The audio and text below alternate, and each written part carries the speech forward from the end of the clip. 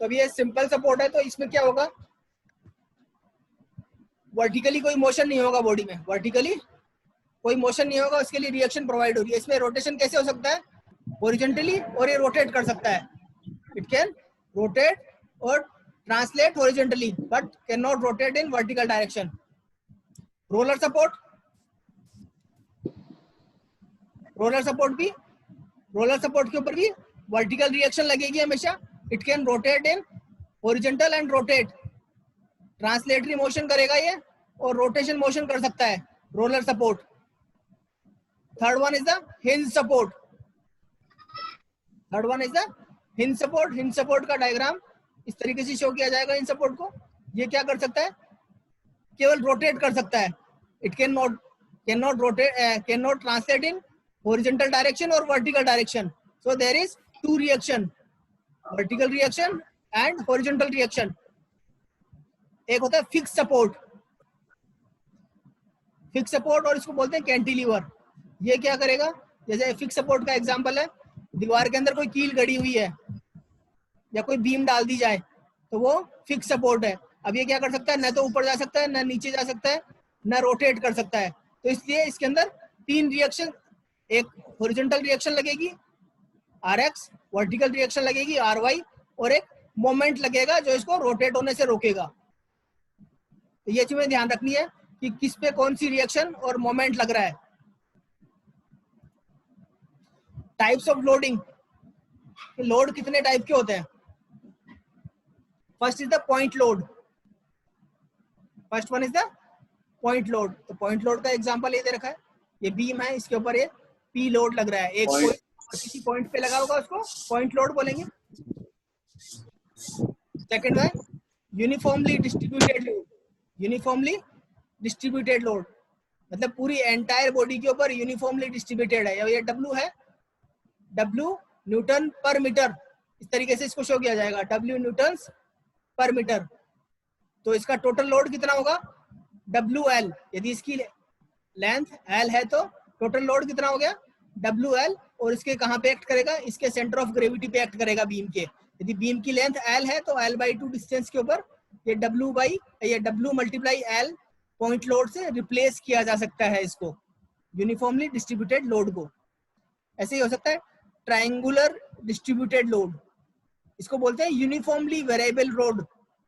Uniformly vary कर रहा है ये load, this load is uniformly varying, so it is called triangular distributed load also। तो इसका क्या होगा, इसके ट्रायंगुलर के एरिया के बराबर क्या हो जाएगा,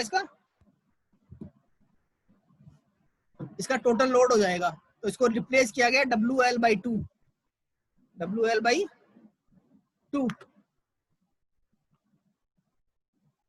ट्रायंगल का इसका एरिया ही होगा। W यहाँ पे मैक्सिमम है, यहाँ पे 0 है, तो 1/2 मल्टीप्लाई W मल्टीप्लाई L, तो WL/2 total load, and this will act at the CG of the triangle, so that is L/3। L/3 distance के ऊपर ये इसको पॉइंट लोड से रिप्लेस कर दिया गया। ऐसे ही ट्रेपेजोइडल डिस्ट्रीब्यूटेड लोड, तो ये ट्रेपेजोइडल डिस्ट्रीब्यूटेड लोड का टोटल लोड कैसे निकालोगे, ट्रायंगल के इस ट्रेपेजोइडल के एरिया से, उसको रिप्लेस कैसे किया, ये फॉर्मूला इससे इसको रिप्लेस कर दिया गया। ये तीन लोड तुम्हारे मेन काम आएंगे, point load, uniformly distributed load and triangular distributed load.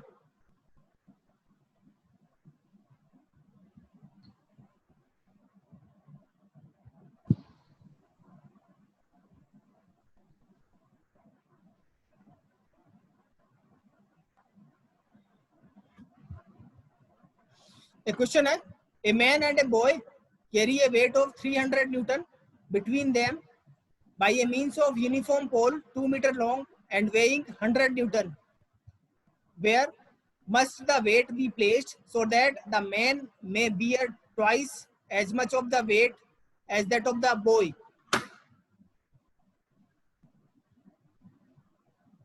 Question पढ़ लो।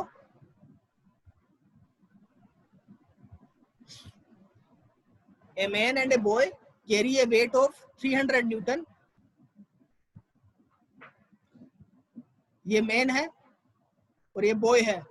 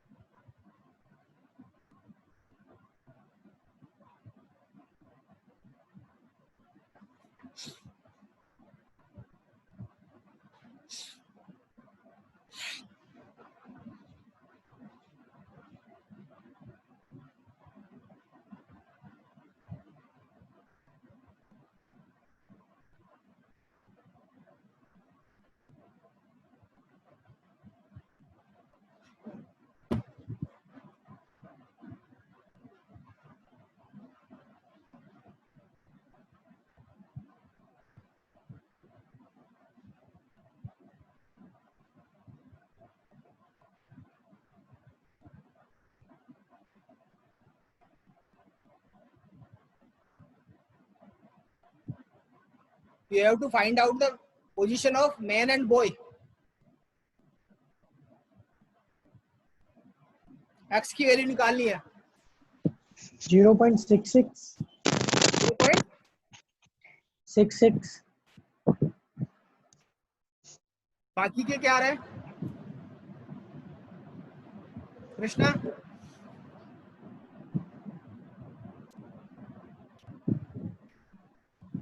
नहीं आया sir.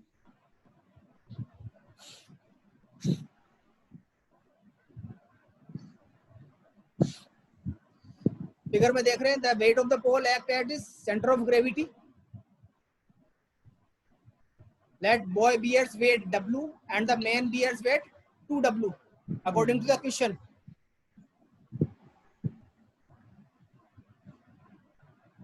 And when the weight of 300 Newton act at a distance x meters from the man,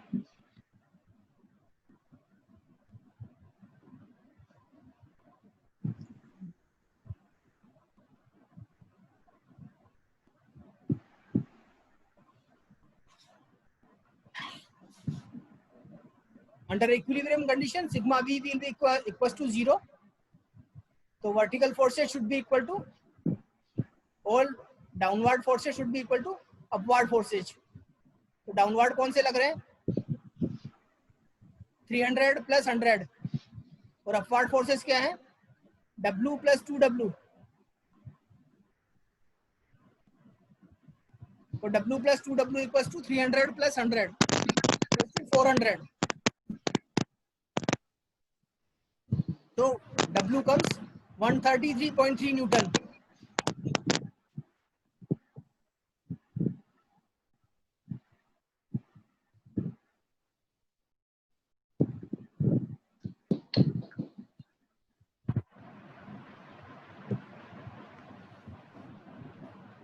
Now taking moment about A.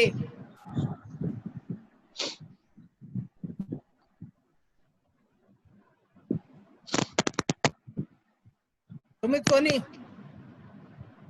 Yes sir. Moment कैसे लेंगे? Point A के about moment लेना है मेरे को और sigma M A equal to 0 करना है।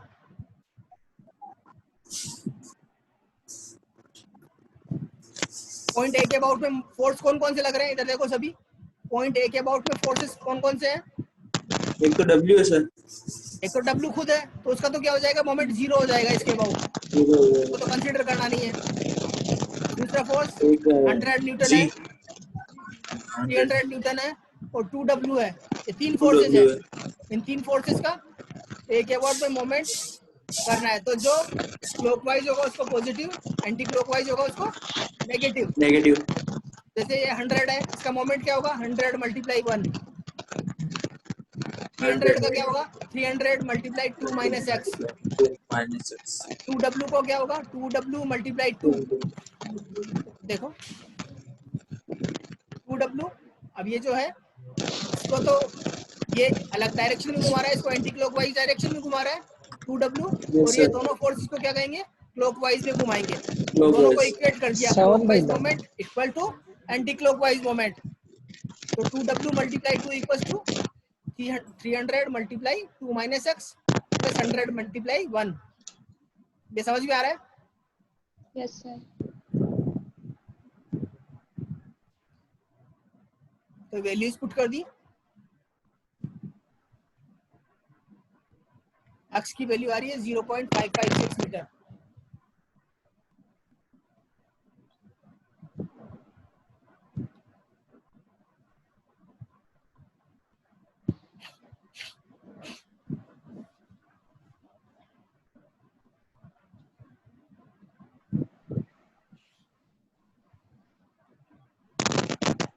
नेक्स्ट क्वेश्चन इसको लिखो और एक कल करके बताना।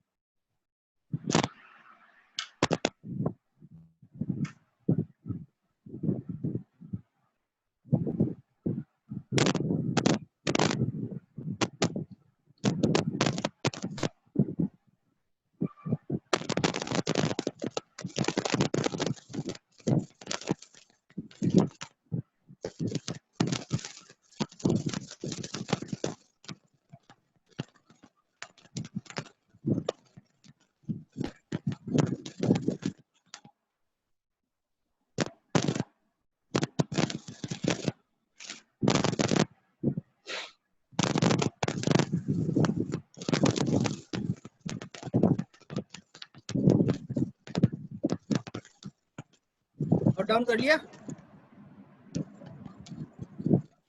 Yes, sir. Yes sir. Attendance डाल दे पी करके।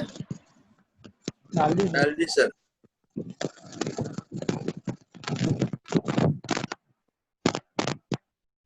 Thank you sir.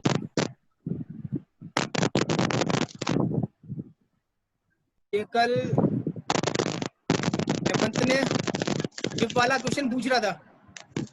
हाँ सर।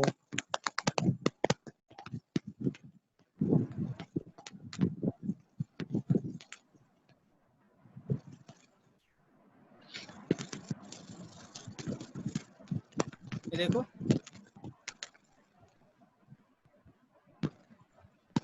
इसका फ्री बॉडी डायग्राम इस तरीके से बनेगा।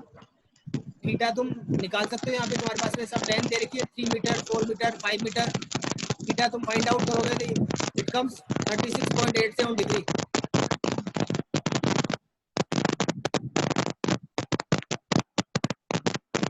And applying Lami's theorem, you can find out the rest of the forces.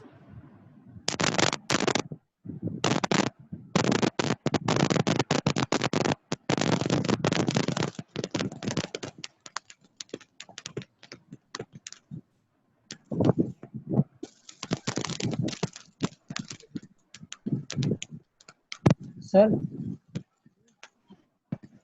Hello. Hello, हाँ सर, मेरे को ये पूछना था, इसमें ये W वेट को सर इक्विलिब्रेट कर कौन सा रहा है? जैसे जो P1 का कंपोनेंट है वो एक P2 की तरफ लगेगा और एक W की तरफ लगेगा। कौन सा?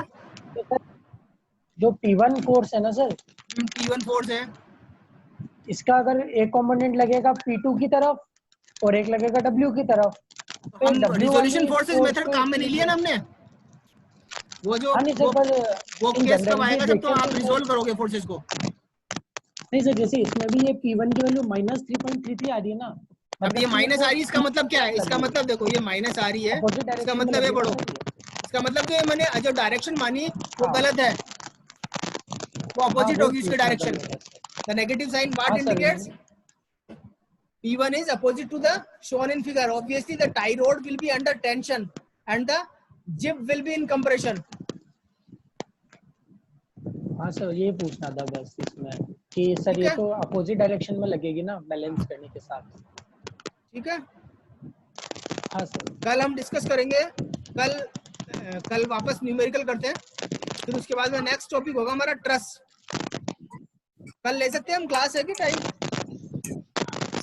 कल लेंगे सर, देखेंगे। तो क्लास है ना सर आपकी? हाँ, मेरी क्लास का नहीं है? है। कल सर की नहीं है, दिनेश सर की है। सॉरी सर नहीं है।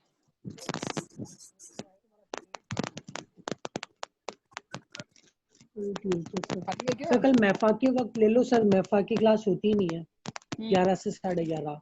हाँ सर, 12 बजे? नहीं सर 11 बजे, 11 से 11:30।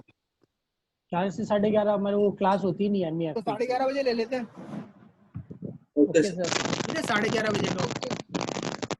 Okay sir. Okay sir.